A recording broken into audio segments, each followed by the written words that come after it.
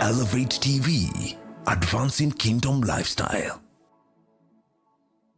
Ladies and gentlemen, welcome to this special edition of the Gigi Report. I take you to a panel discussion that we recorded at Daystar University during a conference dubbed Leadership Cockpit. And this idea of leadership cockpit is drawn from, if you've flown with an aircraft, you know that aircraft has a cockpit where the pilot and the co-pilot are based. And then, of course, you've got the passenger section. And the leadership can be seen as that, where leaders are in this space called the cockpit. There are tools there, there are buttons. Every decision a leader makes in the cockpit affects the health and well-being of the people, the passengers in the aircraft. And so that was the model. This particular conference was themed Leadership and Faith, the Nexus, that is the interface between leadership and faith. And we had an amazing panel consisting of Mr. Joe Ogutu, who is the chairman of Safaricom Foundation, and also Rose Mwaura, who is the CEO and secretary to the board of the institutions of Surveyors of Kenya.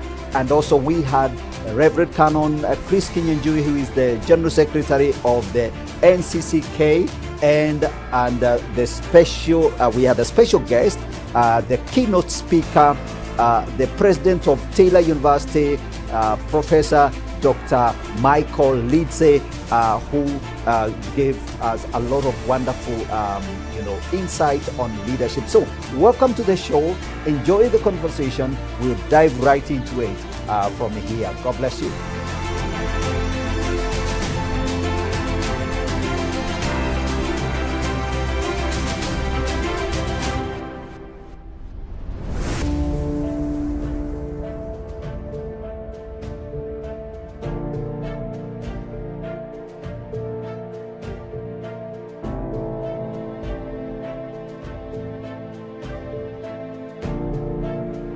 I have with me Reverend Canon, I don't know whether you're Reverend, but you're Canon Joseph Ogutu. He is the chairman of the Safaricom Foundation, and he's worked for Safaricom for many years, 17 years, and he's been in the communication industry for 30 plus years. He actually didn't tell us it's 40. And so please, could you please introduce yourself very briefly and also summarize what you've just told the rest of the people in the conference in 2 minutes, and then after that we'll come right to my immediate right. Welcome, sir. So my name is Lay Canon Joe Ogutu, Chair, Safaricom Foundation. Thank you for the invitation. On the topic today, leadership and faith at the Nexus, I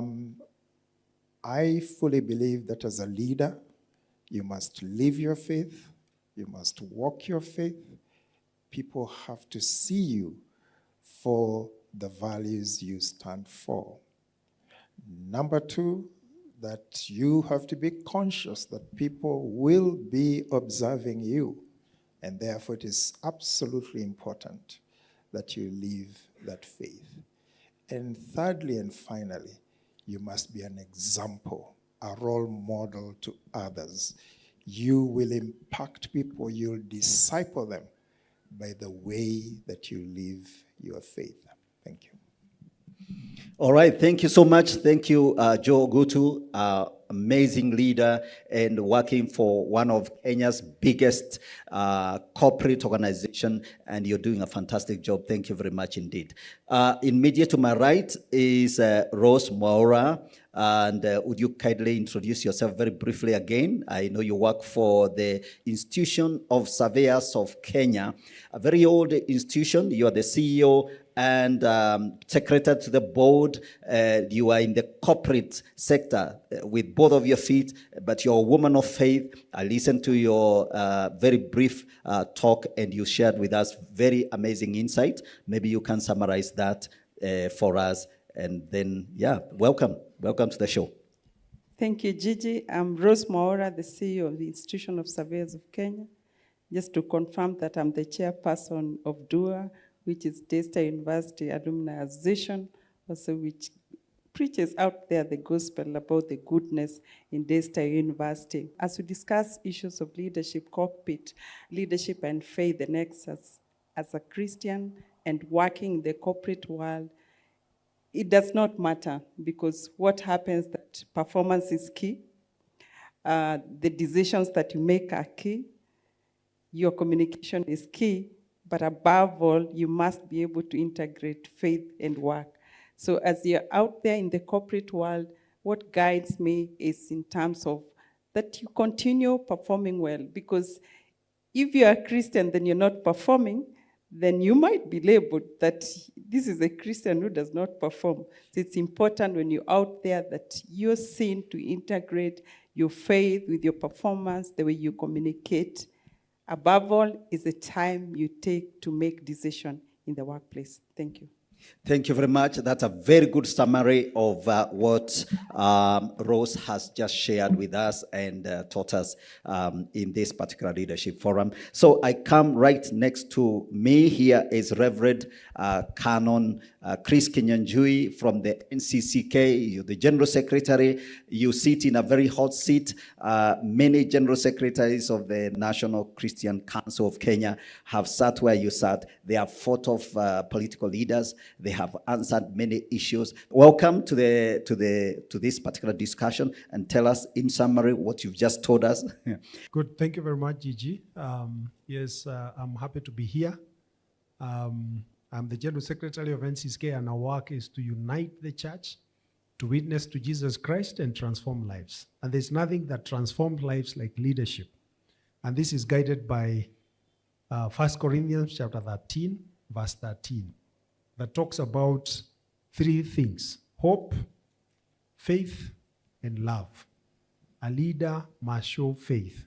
Faith in Christ, faith in themselves, and also faith in the people they lead. They must also show hope, even in the most desperate situation. And in desperate situation, people are looking for a leader who can make bold decisions. And thirdly, and the last, people want to know, as a leader, do you care? Do you love them? That is a very critical thing, and actually the greatest. The people who follow you, they want to feel that you care about them. Thank you. Thank you very much, Canon Chris, for that very good summary, and we truly appreciate. And right on my extreme left is one of the keynote speakers in this particular conference, Professor Lindsay. I would like you to know that I have another American friend who is also James Lindsay. I was very pleasantly surprised.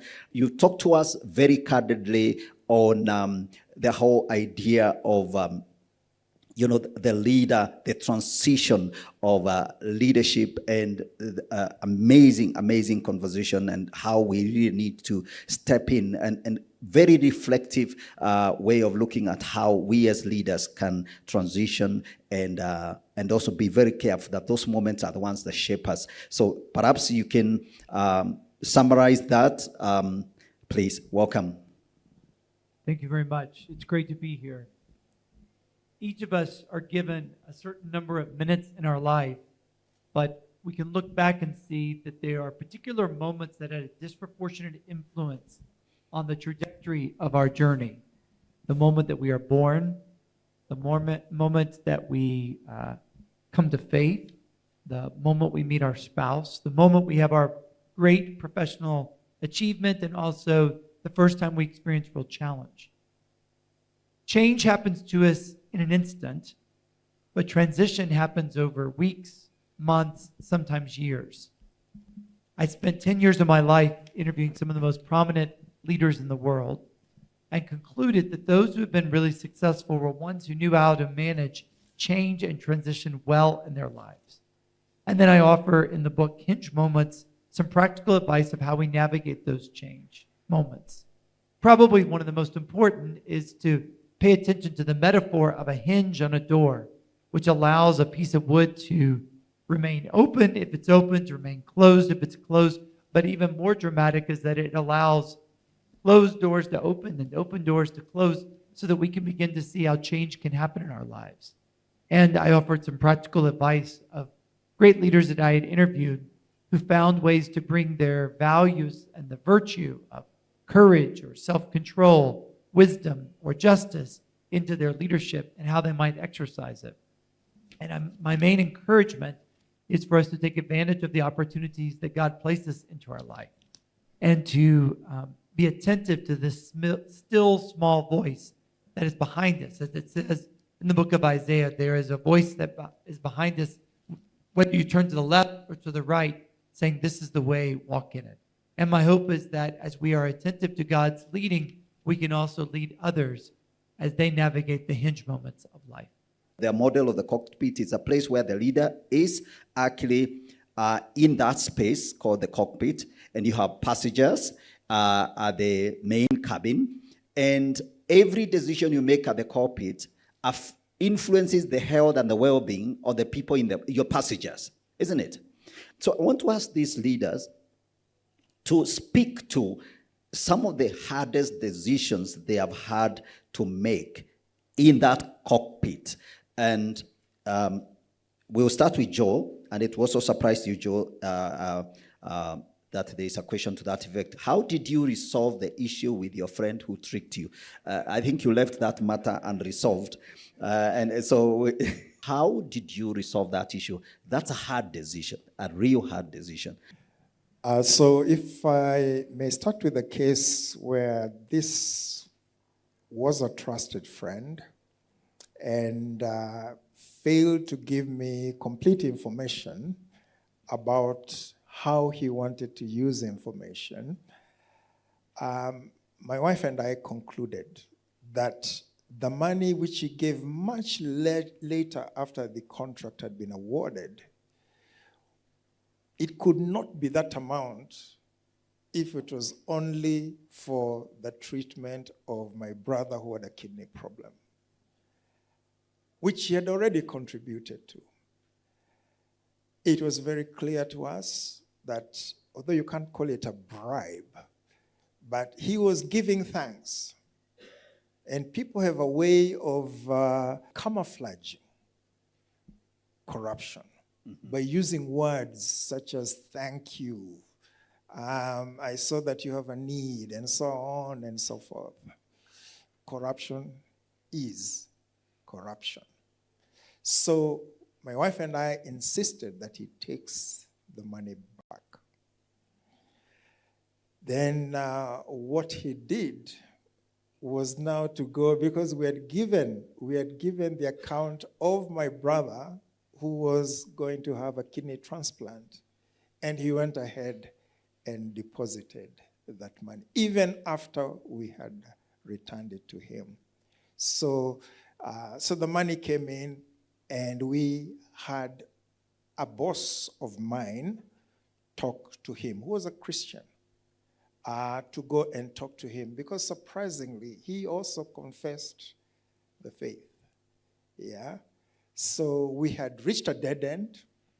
He still passed on the money, and we had somebody who was senior in the church go and talk to him. Because I think now we are saying that this is a brother, he is going wrong, somebody needs to mentor him. Wow, amazing. I think that's amazing. Let's appreciate Chairman. That was a very hard decision because I think I've also lived in this country long enough, and I've worked in all those in corporations. I know that's very, very difficult. Sometimes it all boils down to how much money have you said no to. You understand? So thank you so much for the way you resolved that particular issue. We'll probably come back to you and you can tell us a little bit more stories. I think you have a lot. Tell us about one of the hardest decisions you had to make. In March 2020, when the pronouncement was made that COVID has hit us and we are all going home, at the institution, we have very young level of employees really in 20s and 30s who are just building their careers and families. And so as the CEO, seeing staff going home, not knowing exactly whether they will be coming back to work or not, with their income being affected. And when things are hard is when the leadership of the organization or institution, especially the board or the council, leave the solution to the CEO to come up with a strategy. I don't know whether, Gigi, the reverse is the same when things are nice. I don't know whether it's a leadership, the CEO is left to enjoy alone. But I was left to come up with a business continuity plan amidst COVID-19 effect to see how does the institution still continue serving members of the public, and with the employees' fate not known. So as the CEO, I had to bite the bullet and say, the focus of our finances towards going to the end of the year looks like this.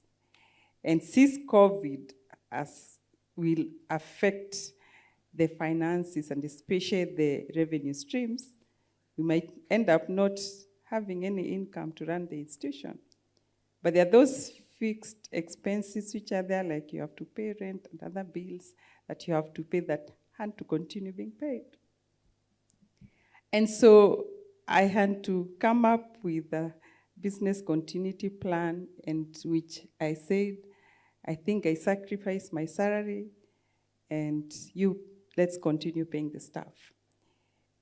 And when we did the math, and I was very candid about it, I said, yes, for me, I'll stay without a salary, but these people, they need to continue drawing something, even if it's from the reserve. But again, I think the Holy Spirit quickened me, and something told me, but with this Zoom that has come in, a digital platform, you could still continue reaching out to people. And so the beauty is, again, some of the members in the leadership, in the council, I think some of them, God uses them and said, why would we fail to pay the leader who is showing the staff the way? Let's give her time to present to us what plan she has to ensure the institution is a going concern for the next so many months, which we don't know when COVID will be ending. And so we introduced online services, which actually by the next few months, the institution was still thriving as we offered our services online. All our salaries were paid even as we stayed home. Even my own salary, I continued paying, even despite the fact that, and that proposal, but again, Gigi, is those proposals that you make by faith and say, so how will I survive and my family too? So that was one of the decisions which was very hard to make, to bite the bullet and say, I can let go my salary for other people to continue drawing. But again, God came through for us. And actually that year we made more surplus than any other year. Because as a leader, you have to be mindful of the people that you lead. If there's no leader with no followers, then you'll be leading no one. Then you'll not be called a leader. So the decisions that you make, sacrificing for the people that you have to influence, because that impacts a lot to many other people, it matters a lot. So that I feel today, it's a wake-up call for me that we must get prepared of any risk that could come in the future, and how will we mitigate them when that time comes, but not to wait until that challenge comes and hits us. Thank you. Wonderful, wonderful. Yeah, let's celebrate that amazing decision. Actually, I can throw in something there, even as a church, our church, we have a big facility here in the city center of Nairobi. We pay a huge rent because we have rented our hall. We had the same dilemma. And our leader, Apostle David Juma, one time we were actually puzzling. Do we tell our church workers, you're not getting a salary? And then the Lord spoke to him and told him, no, you pay. Everybody gets paid. And we paid, and guess what happened? Actually, more offerings came in during COVID than before. So we never closed down anything, and we did not accumulate debt. All our bills were paid. So faith actually does work. So let's hear from Chris.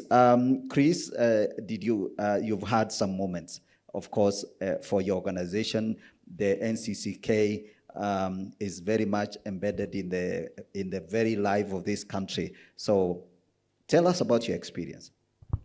Good, thank you. I was trying to see which one is good for you to air.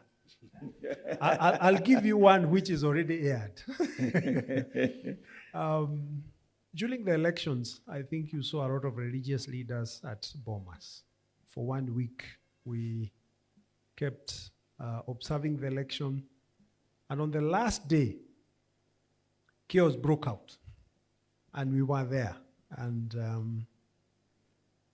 when chaos breaks out like that, and there are all these armed men and women, the police, and so on, generally you're supposed to be evacuated. And a lot of people are evacuated, but we stuck there. The reason why we stuck there was because we wanted the country to move forward. And as church leaders, we stuck with the commission. We stuck with Chebukati. The people of Kenya had voted. They had already indicated who they wanted to lead them as the president of the republic. There were 7 or almost 7 days of verification. But now the most crucial, which is to declare the results, was at risk. And eventually, one of our leaders, Archbishop Olesapit, prayed and made some comments that said, let there be peace in the country. There was peace. He prayed. The elections were announced. And after that, we went to somewhere we were staying in Canon, our situation room, and held up a service. We did a service for 1 hour, which was aired live across the whole country. And then the following day, we began mediation with different leaders in the country. I think our decision to be at Bomas on that day, our decision to stay on until the last day, and our decision to follow up with the mediation effort helped this country transit at a very crucial time, because we know what happened in 2007. I think what was going to happen was going to be worse than 2007. Thank you very much. Wow, amazing. Yeah, let's appreciate Canon Chris, Kinyanjui. You guys did amazing things. We are all watching. It was very tense, and we thought our country was coming apart. But look at you and me. We still have at least our country together, whatever happened, and we thank God for that. Now, for you, Professor Michael Lindsay, you're the president of Taylor University, a very amazing university. You told us it's 150 years old. That's a record.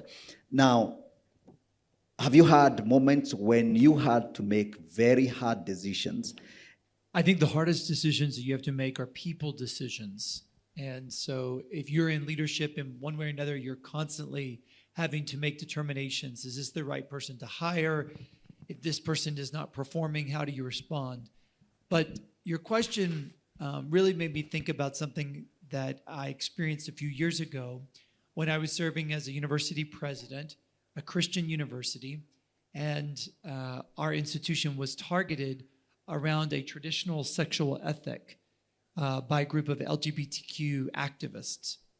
And it was in Boston, Massachusetts, where 40% of the editorial board of the major newspaper is gay, and they were really targeting our institution. We were in many ways alone, because we were the first Christian university in the world that had been targeted in this way. And they threatened everything from our accreditation to our donations. We had alumni who were upset. It was a very tumultuous time. And I think that the key decision that I faced in that moment was, would the university uphold a traditional ethic, or would it somehow bend its convictions to try and appease those who were opposing us? We had protesters on our campus, major media attention. I'm very grateful that I had a supportive board of trustees and that my leadership team was resolute that the university would not change its position. And so we withstood that particular challenge. And even years later, President Joe Biden signed into law legislation that preserved the right of faith-based universities to uphold a traditional sexual ethic a few months ago, in many ways upholding the position of the university that I led for that season. So each of us in our own way tell stories of moments of real challenge. I think probably the most important thing that a leader has to do in those moments is to be true to their convictions and to represent the Lord. There is a reason that unto him much is given, much is required, it says in Luke chapter 12. And I think a large part of that is to be willing to take a stand for the right course of action. And in our best moments, I think all of us have been able to do that. Wonderful. Wonderful. Let's applaud Professor James for that amazing example. I think even Daystar here, and I think I'm going to ask you, Rose, to speak to that. Here at Daystar, you've had your own, share of trouble and conflict and of matters. I think there's a time you had. Do you want to speak to? Am I allowed to raise that issue here, or it's dead and buried? Nobody must bring this matter up again. You're laughing. Get your mic and tell us what role in that particular. What decisions did you guys make as part of the alumni, and did you get involved in helping students and the management understand the challenges that had been raised? The students had an issue, and for us who have gone through the systems, we may not have seen it as an issue, but we had to come down to the level, being outsiders and people who have gone through the system, to actually understand what are the issues are. And I want to speak specifically about the curriculum. One, I do not wish to speak about other aspects of that strike. And the feeling was, why are we doing all these general courses? How will they help us, even as we go out there?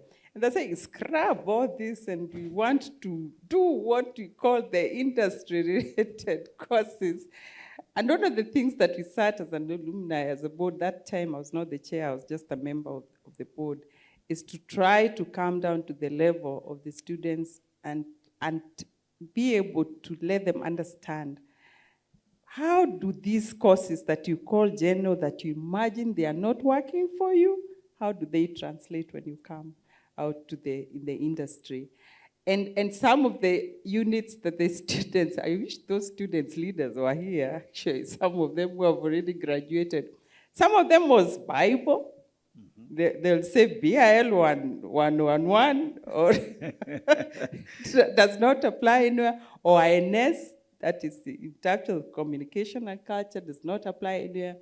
But indeed, when you come out to the industry, yes, is when you appreciate the essence and the importance of those general units, when you see really things, how they unfold themselves. There's an example used here of an onion. Mm-hmm. So that concept you come to understand in terms of even the layers of communication as a leader that you have to overcome, mm-hmm. the layers of communication that you have to communicate to a decision that has been made. Yes, so as an alumni body, we got involved and we supported the university to speak to the students, and I'm glad that the issues that they thought, when you're young, and when you're growing up, if you're 10 years, you always see the grown-ups that they are very tall, and then later on when you grow up, you realize, were we the same height? So it's the same way that we had to step up as parents of those who are students here to show them that indeed us who are in the industry, we can attest to you and say that those units are important. And also maybe we introduce where industry captains, they come into the university as guest lecturers, those who come in and really share the real live examples which are out there. So that's why we were involved in that. Thank you very much. Wonderful, wonderful. Thank you so much. Let's appreciate her for that amazing, insight and example where the alumni team had to get involved in helping resolve a very, very important issue that affected the university.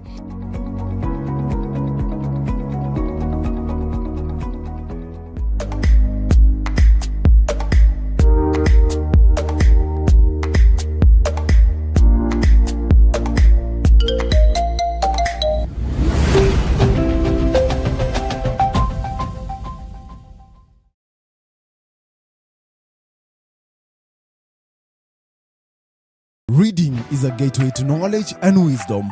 It allows us to learn from the experiences of others and to be inspired by their stories. At Elevation Bookshop, we have a wide selection of books on a variety of topics, including leadership, purpose, marriage, finance, and more. Visit us today at Kenya Cinema Plaza along Moy Avenue or call us on 0748 902 225 or visit our Facebook, Instagram, and Twitter pages at Elevation Bookshop to place your order. We deliver orders countrywide. Elevation Bookshop, enrich your life.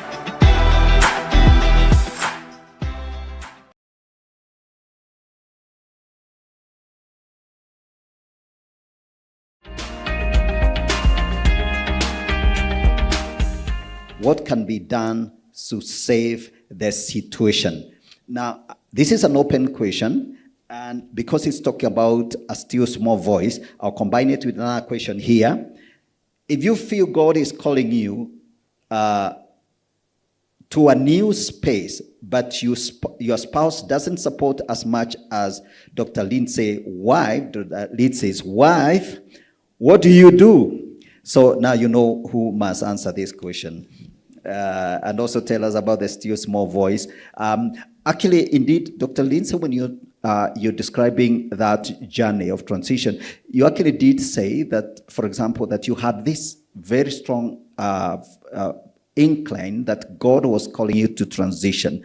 And you dealt with that, you listened, you quoted actually Isaiah, you shall hear a voice behind you saying this is the way, walk in it. Actually, you did speak of that. Perhaps then you can expound a little bit more. At times you want to do something new, but you don't know where to start and that kind of thing. And the whole idea of calling, combining that, plus maybe you need the support of your wife. You can speak into that. Right, go ahead.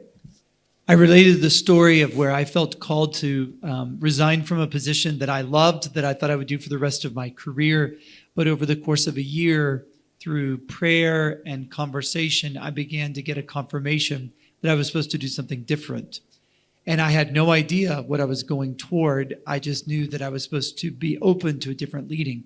I do think that God gives us enough vision and insight to take the next step, but rarely does he lay out the entire journey. And so I think part of our response as believers is to trust that God is in control and that he will guide us. And if your spouse is not as persuaded as you are, I actually think you probably need to take a pause, because I think the Lord uses our husbands or wives to guide us in the conversation, and you want to be united. That's not to say that you can't take a step out in faith, but it would be very hard for me to imagine making a dramatic move without having the support of my wife, because I think that the Lord uses those that are closest to us as confirmation and encouragement. So I would certainly want to be testing if there's a difference between husband and wife on the next step. I want there to be some additional confirmations that might come. And, you know, the general way that you can find or hear God's voice is that you look back and see, how has God spoken to you in the past? So I have many friends from the Middle East, and God speaks to them in dreams. And I have always wanted God to speak to me in a dream, but it has not happened yet. I'll even pray before I go to sleep, oh God, speak to me tonight in my dreams. But that's not been how the Lord has spoken to me. The way that God has spoken to me in the past is through reading verses of scripture and occasionally listening to music and the lyrics of a song. I get a sense from the Lord, but it is often through the voice of my wife. And so because that has been true in my journey, I can rely upon those to say, if God is speaking to me, it will probably be in one of those same ways. For you, it might be through listening to a sermon at church, or maybe it's by a radio or a television personality that speaks to me. But there can be ways that God has used different prompts in our life to guide us. So however it has been for you in the past, so also it will likely be in the future. And my personal encouragement is that when you are not certain of the next step, perhaps you can test the waters without having to make a full commitment. And sometimes that's by making a move in a certain direction without making a full commitment and praying that God will speak to you through that. So, Reverend Chris, you have something to say about that. Yes, let me start with the easier one, or the more difficult one, which is the family one. As a Christian, I have been shaped largely by my mother and my wife. My mother, because when I was young, I wanted to be a Catholic priest, so I went through catechism. I wanted to go to seminary, and my mother wanted babies. My mother wanted grandchildren. So she said, no, you'll become a priest in the Anglican Church. And that is what happened. So at least I'm here as an exhibit. The second one is my wife, when we got married almost 20 years ago, I've taken many jobs. One job that I took around 2014 was to become a clerk of County Assembly, the County Assembly of Muranga. All my friends told me, don't go.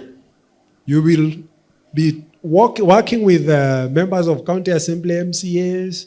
You will be dirty. You will be working with politicians. That's a wrong move. And why are you going to the village anyway? Stay in the city. My wife encouraged me to go. First, I needed a break. I had another job with the USAID, so I rejected that one and went to the one that was the most trouble, like going to the den of serpents. And for sure, I was there for 5 years. If you Google my name and Muranga County Assembly, you'll see a few drama here and there. But I relied on the support of my wife. I knew I needed to have experience in running government departments. I had 53 MCAs, and I was working with all the politicians across the country, a governor. I even went through an impeachment process. You saw the impeachment of Meru. I did one. We went all the way to the Senate and so on and so forth. I lost 7 kilograms in 2 weeks during that impeachment. I mean, it was a very big experience. But why I did that is because I had the voice from God, but also it was confirmed by my wife.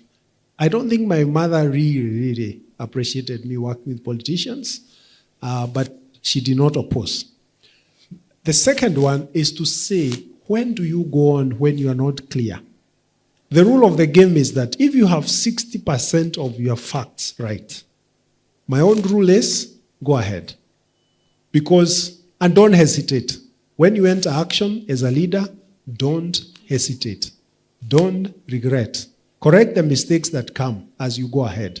That way you'll be able to make decisions and make them quickly, because there are 3 things that are very critical for a leader. Every decision costs money. So how much money are you deciding? Number 2 is time. How long will it take? When will whatever you are deciding take place? And then the other thing is the risks. There are so many risks to every decision that you make. How will you mitigate them? And then you move on. And the rest, God will provide. Thank you. God bless. Thank you so much. Let's appreciate Canon Chris. So there's another question here, which I would like the Joe Ogutu to respond to. Let me just raise it up. As a young leader, this is a teacher, Dennis Okoth is a teacher at Moi Girls School in Nairobi. As a young leader, what do you do to older people in your area who feel like they should have been the ones leading? So that is a very big problem. How do you handle them? And then there's a follow-up question to that. What advice would you give to the young people who would want to get to the executive position very fast without working through the whole process? There's no better person to answer that question than the chairman of Safaricom Foundation. So Joe, go ahead and tell us what you think about this particular question from Dennis Okoth. So the first one about leaders who perhaps are older than you and they think they should be in the position that you're holding is a very common challenge that people face in the workplace. If you are the young leader with the older people reporting into you, first thing is respect. Accord them the respect that they deserve, but do not fear to politely put it to them that we need to work together as a team. And get somebody else to talk to them also, so that they may see that. But because you are the leader, sometimes you have to take the tough decision that if he's not playing as he's not available as a team player, then he has to ship out. Yeah? But the first thing is respect. Treat them with respect. Listen to them. I think it was Dr. Michael who said there's a sense of listening, keen listening. Listening also is an art. Listen to them. Respond to them. But there are times when you have to take a tough decision, because it's about a team working together. If they continue to disrupt the team, then perhaps you need to see how they can be moved out.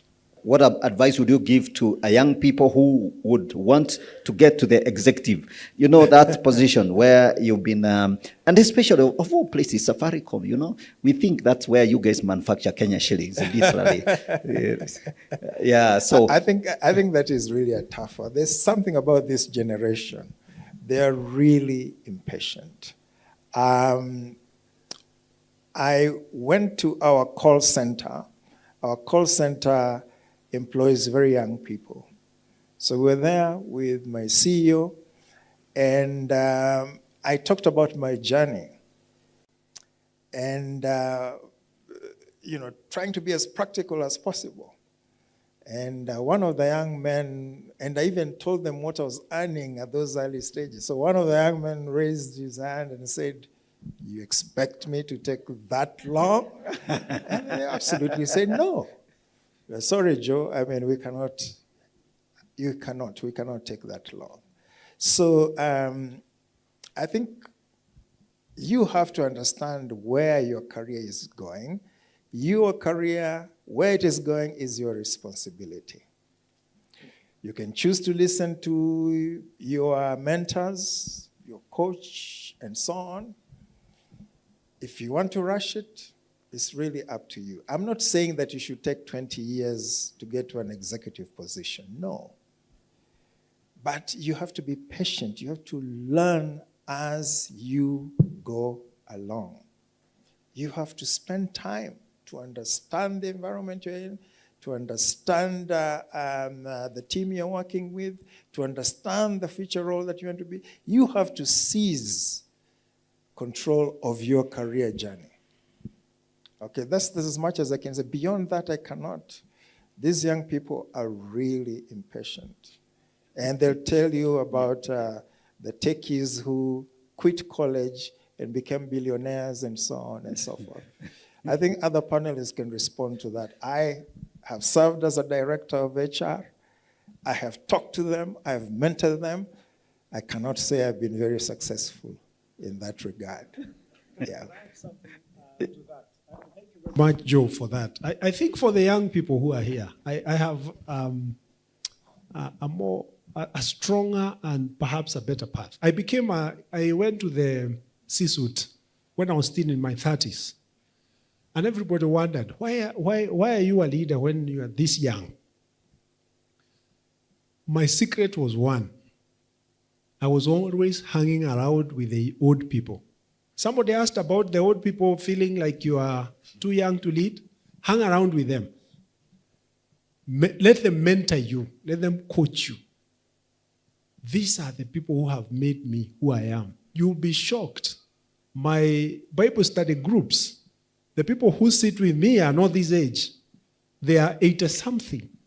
People who are former PSs, people who had leadership potential early, and every time you take a problem to them or you want an answer over a cup of tea, you are given wisdom that you can never get anywhere else. So you can do it. You can rise. And even those old people that you are leading have always been leading older people.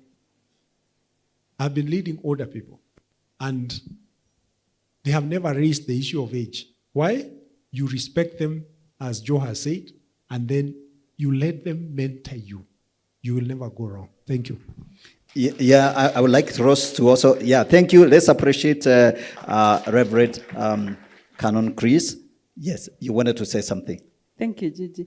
I want to take an example of an elevator, the lift that is just across there.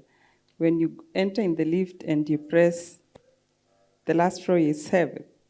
7. Here is 7, yes. Yes, you go straight to 7th floor and exit. And if you decide just on the sideline to use the staircases, if you get to 1st floor, you admire and see the ambience. Are there the lecture rooms around? You go to the next floor. Every level, there are different things that you keep on seeing, and you meet people along the way that you'll be able to see, I met so-and-so. But when you're assuming the lift comes from the basement, and you're all by yourself, you might not meet anyone. So I want to encourage young, I don't know which young is young, because in corporate, the way you rise to the top matters. Yes, you want to use the elevator. You want to be a CEO when you're 25. Thank you very much. But remember, there are experiences that you acquire. There are learnings that you achieve as you move on slowly. Patience pays. So when you move to the 1st level, there are things that you learn will make you to be a better decision maker. If I know what I know now, I'll tell everyone, please rise slowly. By the time maybe you get to near to 40 now, when you're becoming a CEO, you'll have been a better person, because every time you climb a staircase, you meet new people, they help you with words of wisdom. That will be of help to you when you reach at that top level. Don't run. Move slowly. Appreciate the different levels of life, the different levels of corporate leadership. And let me remind all of us that you are a leader wherever you are. Whether you started as an executive like me, you are the leader at that point. So it's upon you. Don't confuse these two things, a leader and a manager. You are a leader regardless of the level that you are in. Thank you. Absolutely. Amazing, amazing. Thank you so much. Let's appreciate Rose for that. Now, there was one final question, which is specifically addressed to Dr. Michael Lindsay. Tell us something about honing or sharpening your leadership skills. This is the questioner is J.W. Derrito. I think the best way to hone or sharpen your leadership skills is through practice. Just as you lift weights to try and build muscles, so also you must undertake exercises to improve your leadership skills. And I find that leadership is fundamentally about influence. I think that was the quote of John Maxwell, which I think is appropriate.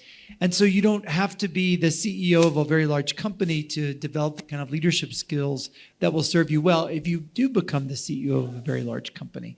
So looking for ways in which you have an opportunity to influence people. And really the key thing for leadership is about helping people to achieve more than they think they could do on their own. It's about raising a vision and then helping equip them so that they could collectively look back and say, wow, it's hard to believe we actually were able to do this. And you can do that through volunteer leadership opportunities in your church or ministry, but also in the process of investing in the next generation.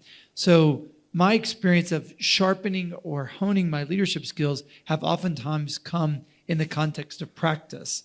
And for me, it began early on in the church and having leadership development opportunities, and it's continued to this day through a variety of different volunteer opportunities.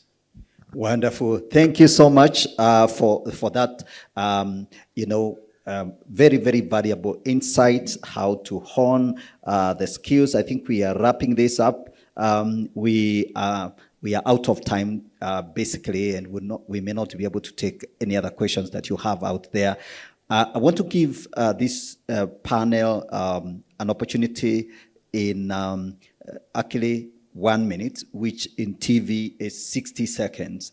It's very interesting TV. Time runs very, very fast indeed. So, and we'll start with our elder here, Canon. I'm very amazed that you're not only just a practicing Christian, that you have that recognition. My father-in-law was a Canon as well, and that's a good thing. So lay Canon Joe Ogutu, in 1 minute or so, just wrap up. What's your message to the people that are watching this program and also these leaders that are seated before you as we wrap this up? I think the issue of growing leaders has kept coming, and it is important for those of us who have been through, those the career paths, and we are now retired. I think it's important that we take mentees. It's important that we take young people, young leaders, and coach and mentor them. Because these are the people who are going to be in leadership positions that will impact us. So we have a responsibility to take on mentorship, coaching, to make sure that the next generation of leaders are well equipped to serve the world, to serve us, as we will be part of that world. Thank you. Thank you so much. Let's appreciate Joe Ogutu for that wonderful insight. Okay. You now. Rose. The journey of leadership is lonely. And so it is in the cockpit. You might be alone or you might be two. So it's upon yourself as a leader to surround yourself with the right networks. These are the people you run to in the midnight or early in the morning when you're faced with a situation.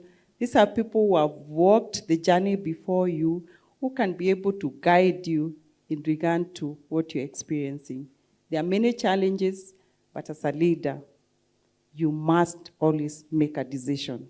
You cannot shy away and leave someone else to make that decision for you. Whether you make the right decision or wrong, a decision is a decision.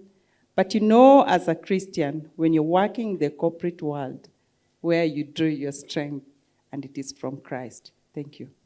Wonderful. Thank you so much. Let's appreciate Rose for that wonderful summary of make a decision either way, but make a decision nonetheless.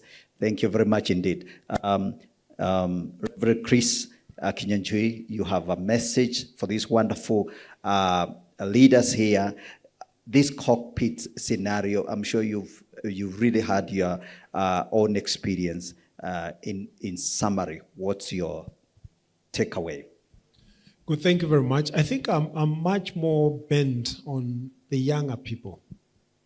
I think the next generation and the one coming after, the Gen Zs, have a very different experience of life than our generation. And I think we have not provided a good environment for them to thrive. But I think also they have so much information. A good example is the last election. We tried to talk to young people to participate in the election, and a lot of them actually did not register as voters and they did not vote, which is a decision that they actually took because they said they don't want to be part of a fraud. They don't want to be part of an election who the outcome is already predetermined. I found that quite interesting. I think my message to them is, you have to get engaged. You have to make a decision that actually is more redemptive. That even when you feel like the odds are against you, read 1 Kings chapter 7 about the 4 lepers who are outside the gate of Samaria when it was besieged by soldiers. They decided, if we go to the city, we will die because they didn't have food. If we sit here, we are going to die. If we go to the Arameans, the enemies, they might give us food or they might kill us. So either way, we will die. And they decided, let us go. So for the young people, my message is, ask yourself like the lepers, why should we sit here and die? do something. Thank you very much. Asante, thank you so much. Let's appreciate Reverend Canon Chris Kinyanjui. Thank you very much indeed. And last but not least, the president of Taylor University. I'll add you an extra 1 minute. Yeah, thank you. When you're in the leadership cockpit, I think that you have the unique opportunity, but also the responsibility to see what is ahead and to be able to communicate that to folks who are flying with you. You're able to see when the runway is about to run out of cement, so you must take off. And also you experience turbulence before other people in the plane know it's even coming. But you also can see when the destination is within sight. And so much of life is you have to live it going forward, but you actually understand it by looking backward.